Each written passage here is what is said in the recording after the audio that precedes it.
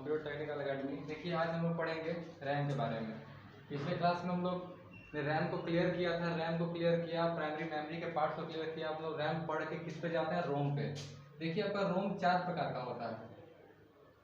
Rome are of 4 types. First P ROM, second EP ROM, third double EP ROM and fourth EAP ROM. इसको definite करते हैं। देखिए first P रोम क्या होता है? It stands for programmable read only memory.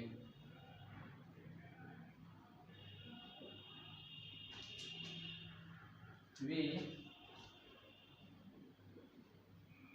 can't erase।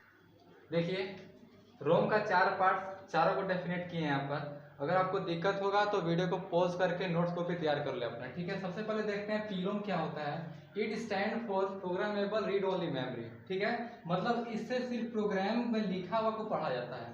Programmable read only memory होता है। We can't erase the text by the help of any erase, मतलब किसी भी तरीका से हम इसके द्वारा लिखे गए डेटा को डिलीट नहीं कर सकते। एग्जाम्पल के तौर बताते हैं, आपके फोन पे गैलरी होता है, तो गैलरी का जो हेडिंग, तो टाइटल गैलरी है, तो उसको आप ना ही आप एडिट कर सकते हैं, ना ही डिलीट कर सकते हैं, ना ही उसको रीनेम कर सकते हैं, ठीक है। तो किससे लिखा होता है? पी रोम से। जितना भी प्रोग्राम है सब किससे? पी रोम से लिखा हुआ रहता है। नेक्स्ट है आपका ईपी रोम। ईपी रोम क्या होता है? It stands for erasable programmable read only memory. इसको संभव है मिटा सकते हैं, ठीक है, but we can erase it text by the ultraviolet, सिर्फ और सिर्फ अल्ट्रा वायलेट यानी सनरे से इसको हम मिटा सकते हैं। ये देखिए फ्यूज की तरह होता है। फ्यूज इतना नॉर्मल, मतलब इतना लाइटली होता है कि हल्का भी अगर प्रकाश पड़े चलेगा तो क्या होता है? वो खराब हो जाता है, नष्ट हो जाता है, ठीक है। अगला क्या है? ई पी रोम है। It stand for electrical erasable programmable read only memory. इसको मिटा सकते हैं बट विद्युत तरीके से।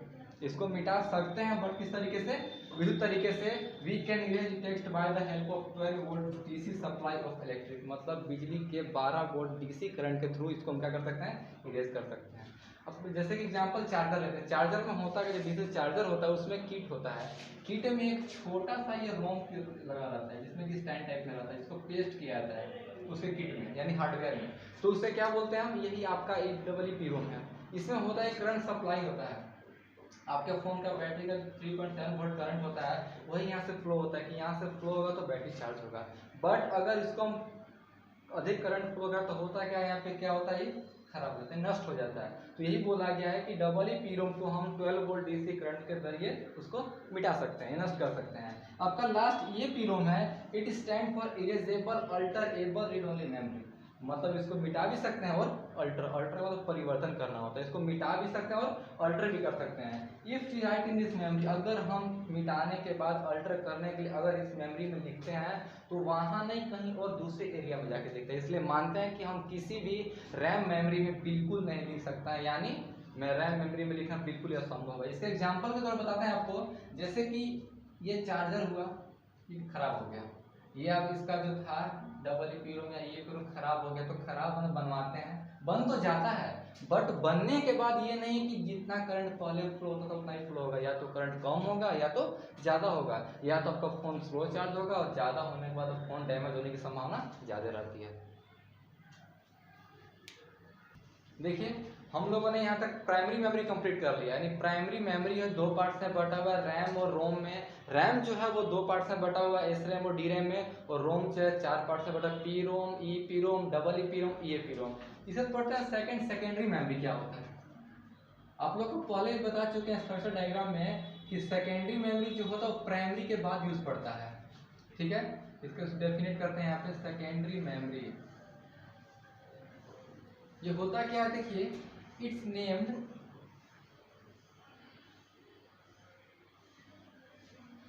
secondary memory because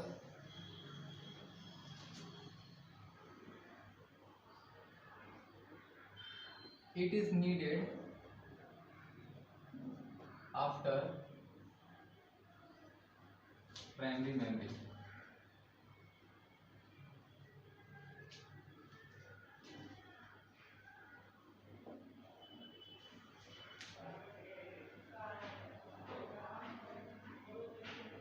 flowing types of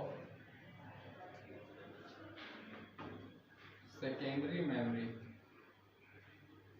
लिखिएगा फर्स्ट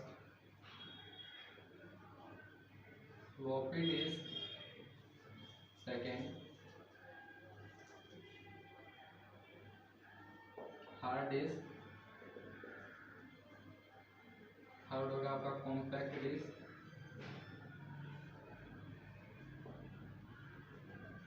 फोर्थ होगा मैग्नेटिक टेप, और फिफ्थ होगा पेन ड्राइव। देखिए सेकेंडरी मेमोरी होता क्या है, इसकी अवस्था प्राइमरी के बाद पड़ती है, इस वजह से इसका नाम क्या पड़ गया, secondary memory. It's name secondary memory because it is needed after primary memory. मतलब इसका नाम सेकेंडरी क्यों पड़ा, क्योंकि इसकी आवश्यकता प्राइमरी मेमोरी के बाद पड़ती है। यानी जिस मेमोरी की आवश्यकता प्राइमरी के बाद पड़े उसे क्या बोलते हैं हम, सेकेंडरी मेमोरी बोलते हैं। बेस्ट डेफिनेशन यही है। Secondary memory is magnetic mass level storage media. Secondary memory जो है वो मैग्नेटिक मास लेवल होता है। एक स्टोरेज मीडिया है किस तरह का, मैग्नेटिक मास लेवल का। इसका मतलब क्या होता है, अगर आप टिफलेस का एग्जांपल लें, यानी जिसको हम लोग चिप्स के नाम से जानते हैं, वो इस तरह का होता है। तो यहाँ पे मैग्नेटिक मास लगा हुआ रहता है, यानी ये मेमोरी कार्ड जो वहीं सपोर्ट करेगा जहां ये अटैचेबल होगा। मैग्नेटिक मास्क होता है, मतलब जितना इसमें पिन डाला गया है एडजस्ट करने के लिए, उतना ही पिन वहां भी इसको कनेक्ट करने के लिए होना चाहिए। तो ये क्या होता है, मैग्नेटिक मास्क लेवल होता है। स्टोरेज मीडिया है इस तरह से, that store the data and programs in visible magnetic support, जो कि डेटा प्रोग्राम को स्टोर करता है किस रूप में, विजिबल रूप में। अब यहाँ पे कोई डेटा स्टोर किए तो नेसेसरी है कि इसे कहीं अटैच करेंगे, कहीं पे लगाएंगे तो वो आपको विजिबल होगा ही इसमें क्या डेटा है क्या नहीं है। इसलिए क्या होता है, ये मैग्नेटिक विजिबल सपोर्ट होता है। ठीक है, it is also called the external memory और मास मेमोरी। इसको हम एक्सटर्नल मेमोरी के साथ साथ मास मेमोरी के नाम से भी जानते हैं। ठीक है, देखिए कुछ और भी है यहाँ पे, there are following types of secondary memory. यानी कुछ सेकेंडरी मेमोरी है, floppy disk, hard disk, compact disk, magnetic tape, pen drive. ठीक है, आपका देखिए सबसे पहले फ्लॉपी डिस्क है। ये फ्लॉपी डिस्क IBM के द्वारा निर्माण किया गया था और इसका स्पेस 1.44 MB, बिल्कुल छोटा। ठीक है, आजकल का जो फोटो भी होता है ना, वो आपका 10 MB, 4 MB, 5 MB का होता है। बट ये भी सोचना है कि जिस समय फ्लॉपी डिस्क बना उस समय इतना हाई क्वालिटी कैमरा भी नहीं था। ये सिर्फ और सिर्फ डॉक्यूमेंट को एडजस्ट करने के लिए या डॉक्यूमेंट को स्टोर करने के लिए बनाया गया था। स्पेस कितना था, 1.44 MB था। हार्ड डिस्क है, इसका स्पेस एटलीस्ट 1 टेराबाइट, जो कि अभी भी कंप्यूटर में हम यूज करते हैं, सिस्टम यूज करते हैं। थर्ड क्या आपका कॉम्पैक्ट, इसका स्पेस 700 MB, इसका स्पेस होता है 700 MB। और एक मार्केट में इससे ज्यादा जो आया छाया हुआ उसको क्या है, आपका DVD है। इस DVD का स्पेस 4.7 GB होता है, वो भी पर साइड यानी वन साइड। कॉम्पैक्ट डिस्क जो होता है वो सिर्फ डेटा को सिर्फ एक तरफ स्टोर करता है, एक तरफ लेवल होता है। बट DVD में क्या होता है कि डेटा को दोनों स्टोर करता है, जिसका वन साइड स्पेस कितना, 4.7 GB, यानी दोनों मिलाकर 9.4 GB हो जाता है। ठीक है, इसके बाद मैग्नेटिक टेप। अभी का जो मैग्नेटिक टेप होता है वो बिल्कुल क्या छोटा होता है, बट स्टार्टिंग में आया था, जो बनाया गया था स्टार्टिंग में सोनी फिलिप्स कंपनी के द्वारा, तो उस समय ये बहुत बड़ा था। इसका स्पेस कम से कम, इसका लेंथ जो था रील का 500 मीटर से लेकर 1200 मीटर तक इसका रील का लेंथ था। ठीक है, और लेंथ इसका ब्रेथ जो था वो 12.5 mm का, 12.5 mm का ब्रेथ था। अभी का रील जो व्हाइट कलर का रील देखिए इस तरह का होता है मैग्नेटिक टेप। ये देखिए आपका ये होता है इस तरह का।